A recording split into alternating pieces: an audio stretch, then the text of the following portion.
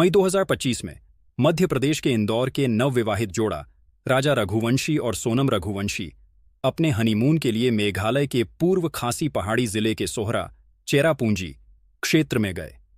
यह यात्रा एक दुखद घटना में बदल गई जिसने पूरे भारत में हलचल मचा दी। राजा रघुवंशी की हत्या हुई और उनकी पत्नी सोनम, जिन्हें शुरू में लापता माना गया था, बाद में उनके हत्याकांड के लिए आरोपी बनाई गईं। यह घटना एक रहस्यमयी अपराध कथा के रूप में चर्चित हुई, जिसके पीछे धोखा, प्रेम संबंध और सुनियोजित हत्या की कहानी थी। इंदौर की सड़कों से मेघालय के जंगलों तक एक नवविवाहित जोड़ा राजा रघुवंशी और उनकी पत्नी सोनम रघुवंशी की कहानी, जो सपनों से शुरू हुई और एक भयानक मौत में बदल गई। 30 साल के ट्रांसपोर्ट कारोबारी राजा रघुवंशी और उनकी नई नवेली दुल्हन सोनम रघुवंशी एक नई जिंदगी की शुरुआत करते हैं, लेकिन सिर्फ 9 दिन बाद उनका हनीमून मेघालय के शिलांग में एक भयावह रहस्य में बदल जाता है। एक पति की हत्या, एक पत्नी की गुमशुदगी और सवालों का एक अंतहीन सिलसिला। आखिर क्या हुआ था उस हनीमून पर? क्या यह एक साजिश थी या एक अनहोनी?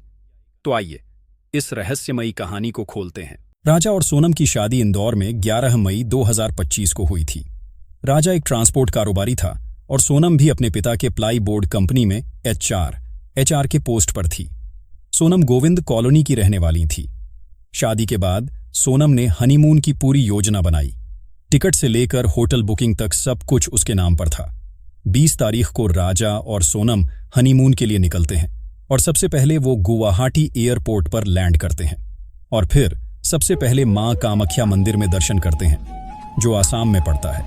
2 दिन घूमने के बाद 22 मई को शिलांग पहुंचे हैं। यह दोनों पूर्व खासी पहाड़ी जिले के नौगरियत गांव के बालाजी होमस्टे में रुकते हैं और अगले दिन यानी 23 मई को उन्होंने होमस्टे से सुबह तकरीबन 5:30 बजे चेकआउट किया और किराए पर एक स्कूटी ली।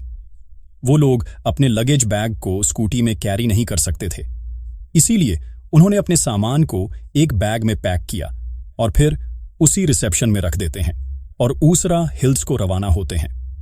उन्होंने नौगरियत गांव के double decker living root bridge को भी देखा और वहां पर घूमे। उस दिन सोनम का फास्ट था, इसलिए वो वहीं दुकान से कुछ फल खरीदते हैं और दोनों कॉफी पीते हैं। फिर वे दोनों ऊसरा हिल्स के लिए निकल पड़ते हैं, जो कि शिलांग से तकरीबन 60 किलोमीटर दूर है। वह लोग पहुंचने के बाद सोनम ने 1 बजे के आसपास अपनी सास से फोन पर बात की। एक ऑडियो क्लिप में उन्हें सांस फूलने की स्थिति में यह कहते सुना गया कि वे जंगल में ट्रैकिंग कर रहे हैं और वह अपना धार्मिक उपवास नहीं तोड़ेगी। उन्होंने कहा, हम अभी चढ़ रहे हैं, बाद में बात करेंगे। हेलो हेलो, हाँ मैं राजा का फोन चल रही हूँ। अभी नहीं हुआ, बस हम चढ़ाई कर रहे हैं, हम ऊपर चढ़ गए फिर फोन लगाते हैं। और आज तो उपवास होगा फिर? मेरा तो उपवास है ना, मेरे को 2-3 बार बोल दिया। हाँ? मैं घूमने के चक्कर में अपनी 11 थोड़ी तोड़ूंगी। वही तो तेरी, मैं अभी खरियार बना रही तो मेरे को एकदम से याद आ गई कि आज तो मेरे बहू का उपवास वापस। हाँ। और कहती हैं, जंगल में कुछ नहीं मिलता, खाना भी अच्छा नहीं है, चलते चलते सांस लेने में तकलीफ हो रही है। ये जंगल है, पता, घोर जंगल है, एकदम खड़ी चढ़ाई है। चढ़ना मतलब उतरना भी खड़ा ही है और चढ़ना भी खड़ा ही है। तो वहाँ ऊपर देखने के लिए क्या गए? वो अंदर है, वो पहाड़ के अंदर। माना करती मैंने तो सुनते नहीं। हाँ, वही तो फिर वहाँ क्या देखने पहुँच गए तुम? ये नीचे से देख लेते। झरना देखने गए थे, हाँ बड़ा वाला। हाँ, नीचे से देख ले तो हालत खराब हो गई। तो कुछ नहीं हुआ। कॉफी बुलवाई तो आधा मग्गा दूध होगा और उसमें है ना 2 गिलास पानी और कॉफी डाल के दे दी। मैंने बोला घर से रख के ले जाओ, रास्ता में ना कुछ भी अपनी जरूरत पड़ेगी। नहीं ले गए दोनों को। ठीक है। हाँ? अच्छा लगा कि पता नहीं क्या पी रहे, तो मैंने तो फेंक दी उसको तुरंत। वहाँ तो ऐसी खाने के नाम पे कुछ भी नहीं है वहाँ पे। और उसी दिन राजा ने भी अपनी मां से बात की थी और बताया कि वे एक पहाड़ की चोटी पर पहुंच गए हैं और फल खा रहे हैं। राजा ने अपनी मां से बोला, मां, यहां पर नेटवर्क प्रॉब्लम है, हम बाद में बात करेंगे और अभी 2 दिन बाकी हैं। दोस्तों, यहीं राजा और सोनम की आखिरी कॉल थी। राजा के बड़े भाई 2 बजे के आसपास सोनम को कॉल करते हैं। सोनम का मोबाइल रिंग हो रहा था, पर कोई रिसीव नहीं करता है। राजा की फैमिली ने पूरे दिन उन दोनों को कॉल किया, पर कोई जवाब नहीं आ रहा था। राजा का फोन तो पहले ही बंद हो गया था, लेकिन 24 मई को सोनम का फोन भी स्विच ऑफ हो गया। अब अगर उन दोनों के साथ जो भी हुआ है वो 1 से 2 बजे के बीच हुआ है। राजा की फैमिली को लगने लगा था कि वह दोनों किसी मुसीबत में फंस गए हैं, इसलिए राजा के बड़े भाई विपिन ने सोनम के भाई गोविंद को सारी बात बताई। और ये बात सुनते ही सोनम के भाई गोविंद और राजा के भाई विपिन दोनों फ्लाइट पकड़ के शिलांग के लिए रवाना होते हैं। ये सफर तकरीबन 2000 किलोमीटर के आसपास का था और वहां पहुंचकर वो सबसे पहले उस होटल में जाते हैं जहां पर राजा और सोनम रुके थे। वहीं से पता चलता है कि 23 तारीख को सुबह 5:30 बजे राजा और सोनम ने उस होटल से चेकआउट कर लिया था, पर उनका लगेज बैग यहीं पर है। तब से कोई भी इस बैग को लेने नहीं आया है। ये बात सुनते ही विपिन समझ जाता है कि राजा और सोनम किसी मुसीबत में फंसे हुए हैं। उन दोनों से बात किए 1 दिन से भी ऊपर हो गया था। ऊपर से उस इलाके में पिछले कई दिनों से बारिश भी जोर की हो रही थी और काफी सारी जगहों में बाढ़ भी चल रही थी और काफी लैंडस्लाइड भी हो रही थी, इसलिए वहां पर कई जगहों पर रेड अलर्ट भी जारी किया गया था। ऐसे हालातों में अगर उन्हें जल्द से जल्द उन लोगों को ढूंढा नहीं गया तो उनका मिलना मुश्किल हो जाता। लेकिन दोस्तों, अब सबसे बड़ी प्रॉब्लम उनको आ रही थी लैंग्वेज की। मैक्सिमम लोगों को वो लैंग्वेज नहीं आती थी जो वो समझ पाते थे। उनको डिस्कशन करने में प्रॉब्लम्स आ रही थीं और इसीलिए मेघालय पुलिस भी उनको सपोर्ट नहीं कर पा रही थी और मामले को साधारण कहकर छोड़ दिया जा रहा था। अब राजा के भाई विपिन को लगने लगा था कि पुलिस हमारी बातों को संज्ञान में नहीं ले रही है, इसलिए विपिन और गोविंद अपने अपने घर पर इंदौर में कॉल करते हैं और उनको बताते हैं कि उनको सोशल इन्फ्लुएंसर की मदद लेनी चाहिए जो किसी तरीके से यूट्यूब पे, इंस्टाग्राम पे, इन जगहों पर दोनों की फोटो वीडियो वायरल कर सके ताकि लोगों तक यह सब कुछ पहुंचे। और उन्होंने ये भी कहा कि जो भी इन दोनों के बारे में इंफॉर्मेशन देगा 5 लाख का इनाम तक रख दिया था। इधर राजा और सोनम दोनों अपनी अपनी फैमिली को जहां जहां जाते थे वहां की फोटो और वीडियो शेयर कर रहे थे। उन्हीं फोटो और वीडियो को देखकर विपिन और गोविंद क्लू ढूंढना शुरू करते हैं। इसके थोड़े ही टाइम में उनके फोटो वीडियो उन दोनों के वायरल होना शुरू हो जाती है और देखते ही देखते फोटो वीडियो मध्य प्रदेश के सीएम और होम मिनिस्टर तक पहुंच जाती है। उसके बाद से ये केस हाई प्रोफाइल केस बन जाता है। उसके बाद मेघालय पुलिस इन्वेस्टिगेशन में जोरों से लग जाती है। अलग अलग टीम्स बना के जांच करना शुरू करते हैं। पुलिस अब हर एक एंगल को बड़ी बारीकी से चेक कर रही थी। तभी पुलिस को ऊसरा हिल्स नाम की जगह से एक कॉल आती है जो किसी लोकल ने किया था। उसने पुलिस को बताया, यहां पर एक स्कूटी खड़ी है जिसमें 7 चाबी भी लगी है। पुलिस वहां पहुंचती और उस स्कूटी के नंबर से पता चलता है कि ये किसी सागर सेन के नाम पर है। पुलिस सागर सेन के पास जाती है और जब पुलिस सागर सेन से पूछती है तो सागर सेन ने बताया कि यह जो कपल था यानी राजा ने उससे स्कूटी किराए पर लिया था, 4 दिन के लिए ली थी। लेकिन मेघालय पुलिस अब समझ गई थी कि इस केस के पीछे बहुत बड़ा राज है। अब पुलिस ने लगभग 50 रेस्क्यू टीमें बनाई जिसमें एनडीआरएफ, एसडीआरएफ, वहां के लोकल स्थानीय लोग, पुलिस, डॉग स्क्वाड, ड्रोन और कुछ विशेष पुलिस इकाई और कुछ एनजीओज भी शामिल थे। एक बड़े पैमाने पर खोज अभियान शुरू हुआ। जिस जगह पर लोग नहीं जा सकते थे वहां पर ड्रोन और हेलीकॉप्टर की मदद से ढूंढा जा रहा था। लेकिन 10 दिन बीत चुके थे। ऊपर से बारिश रुकने का नाम नहीं ले रही थी। 2 जून को पुलिस के ड्रोन ने जहां पर स्कूटी मिली थी वहां से तकरीबन 25 किलोमीटर दूर सोहरा में एक आलियांग पार्किंग के पास एक डंप एरिया है। उसके पास एक 200 मीटर गहरी खाई में एक लाश दिखाई देती है। लेकिन यह लाश देखने से लग रहा था कि बहुत पुरानी थी, जो कि काफी हद तक डीकंपोज होना शुरू हो चुकी थी।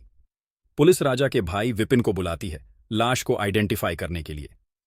लाश का चेहरा तो समझ में नहीं आ रहा था, पर उसके हाथ में एक टैटू था जिसमें राजा लिखा हुआ था और इसी टैटू से विपिन पहचान लेता है। इसके अलावा उसके हाथ में एक इलेक्ट्रिक वॉच भी थी।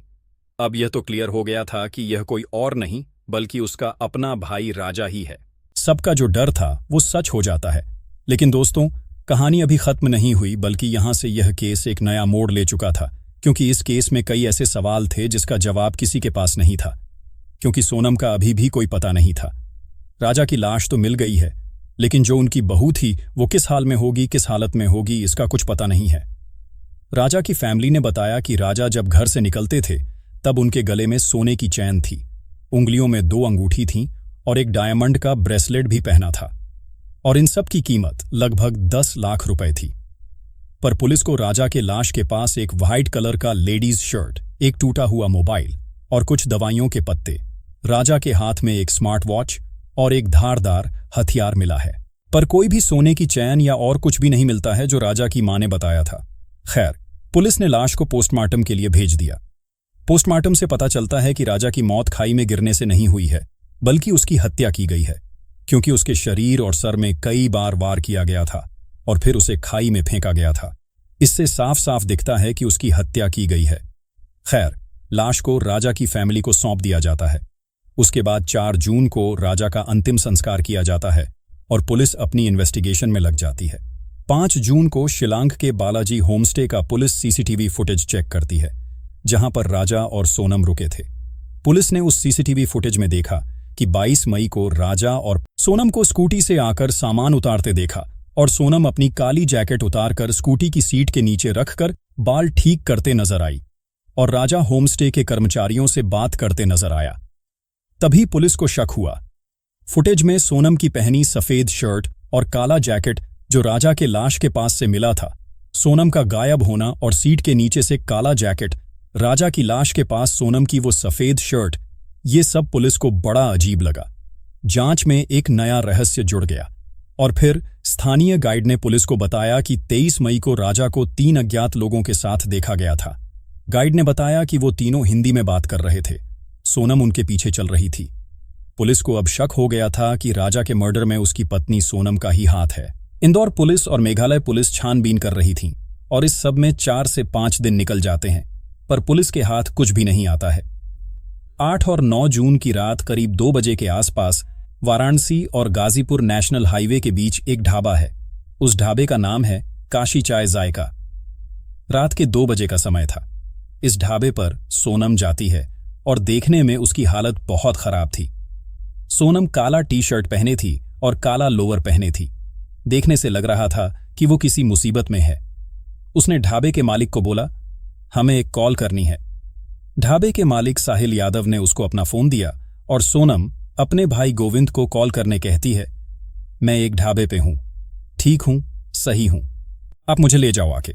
सोनम के भाई गोविंद ने भी ढाबे के मालिक साहिल यादव को दोबारा कॉल करके वहां का पता पूछते हुए कहा, आप इन्हें कहीं जाने मत देना, मैं आता हूं। साहिल यादव ने सोनम के इस हालत के बारे में पूछा तो सोनम कोई जवाब नहीं दे रही थी। तभी ढाबे के मालिक ने पुलिस को कॉल किया और मामला बताया। कुछ ही देर में गाजीपुर के नंदगंज थाने की महिला पुलिस और कुछ जेंट्स पुलिस पहुंच जाती है। महिला पुलिस सोनम से उसका नाम पूछती है। सोनम ने अपना नाम सोनम रघुवंशी और पता इंदौर बताया। पुलिस ये नाम सुनते ही समझ जाती है, क्योंकि ये खबर पुलिस को मालूम थी कि पिछले कई दिनों से राजा रघुवंशी और सोनम रघुवंशी की खबर पूरे मीडिया में आग की तरह फैली थी, जिसके बाद पुलिस सोनम को अपने साथ ले जाती है और तुरंत मेघालय पुलिस को भी सूचित किया जाता है कि जिस लड़की की वो तलाश कर रहे थे इतने टाइम से, वो मेरे पास गाजीपुर में है। क्योंकि यह केस मेघालय में हुआ था, इसलिए जांच भी मेघालय पुलिस करेगी। मेघालय पुलिस की एक टीम यूपी के लिए रवाना हो गई। क्योंकि ये रात के अंधेरे की खबर थी, सुबह होते ही आग की तरह फैल गई और जो सोनम ने कॉल किया था पिछली रात, वो अपने भाई को किया था, उस भाई को जो उसको शिलांग की पहाड़ियों में ढूंढ रहा था जाकर। इधर मेघालय के डीजी इदा शीशानोंग ने बताया कि उन्होंने एक सर्च ऑपरेशन के तहत 3 लोगों को अरेस्ट किया है। उन्होंने बताया कि उनको एक इन्फॉर्मेशन के तहत अरेस्ट किया गया था, जो एक अल्बर्ट डे नाम के गाइड ने बताया था कि 23 मई को जब सोनम और राजा यह ट्रैक शुरू करने वाले थे, तो अल्बर्ट डे ने एज ए गाइड के तौर पे सर्विस देने को कहा था, पर उन्होंने मना कर दिया था और उन्होंने एक दूसरे गाइड की हेल्प लेकर वहां से जाने का प्लान किया था। लेकिन तभी अल्बर्ट डे ने बताया कि उन लोगों के साथ 3 लोग और थे जो हिंदी में बात कर रहे थे, मानो जैसे वो लोग एक दूसरे को जानते हों, पर फैमिली को ऐसी कोई भी जानकारी नहीं थी। जिसके बाद पुलिस ने यह सर्च ऑपरेशन शुरू किया था और पुलिस ने उन तीनों को अरेस्ट भी कर लिया था। पुलिस ने एक को यूपी से पकड़ा और 2 को इंदौर से ही पकड़ा। इन तीनों के नाम थे विक्की ठाकुर, आकाश और आनंद। ये तीनों आरोपियों ने कबूल किया कि इन्हें राजा रघुवंशी को मारने की सुपारी दी गई थी और वह सुपारी कोई और नहीं बल्कि उसकी पत्नी सोनम ने दी थी। इधर पुलिस सोनम को गाजीपुर से मेघालय लाई और सोनम से पूछताछ करनी शुरू की। पहले तो सोनम अपने आप को निर्दोष बता रही थी और कह रही थी कि मेरा किडनैप हुआ था, लेकिन पुलिस ने जब सीसीटीवी फुटेज और उसकी कॉल डिटेल जो राज कुशवाहा से हो रही थी और उन 3 आरोपियों के बारे में जो गाइड ने बताया था और जिन्हें पुलिस ने अरेस्ट किया था, ये सब सामने रखा, सोनम सब समझ जाती है कि अब बचना मुश्किल है। तब सोनम ने पुलिस को सब सच बताया। सोनम ने पुलिस के सामने हत्या की साजिश को कबूल किया और उसने बताया कि राज कुशवाहा के साथ राजा की हत्या की 5 बार कोशिश की थी, लेकिन नाकाम रहने के बाद उसने मेघालय में हनीमून के दौरान सुपारी किलर्स के जरिए हत्या को अंजाम दिलाया। पुलिस राज कुशवाहा को इस हत्या का मास्टरमाइंड मान रही है, क्योंकि पुलिस ने जिन आरोपियों को पकड़ा है उनके बयानों और लाश के पास से मिले सबूतों के आधार पर यह साबित होता है कि राज कुशवाहा ने कैसे इंदौर में बैठे बैठे सोनम के साथ मिलकर घटना को अंजाम दिया ताकि उस पर कोई शक न करे और वो अपने बनाए हुए प्लान में सफल हो जाए। पर होनी को कुछ और ही मंजूर था। मेघालय के डीजीपी ने इसे एक ठंडे दिमाग से की गई सुनियोजित हत्या करार दिया है। पुलिस ने सभी आरोपियों सोनम, राज कुशवाहा, आकाश, विशाल और आनंद, इन सभी आरोपियों को शिलांग कोर्ट में पेश किया गया है। अब इनको क्या सजा मिलेगी ये तो वक्त ही बताएगा। राजा और सोनम रघुवंशी की प्रेम कहानी, जो शादी के बंधन में बंधकर हनीमून के लिए मेघालय की खूबसूरत वादियों में पहुंची, एक दिल दहला देने वाले हत्याकांड में बदल गई।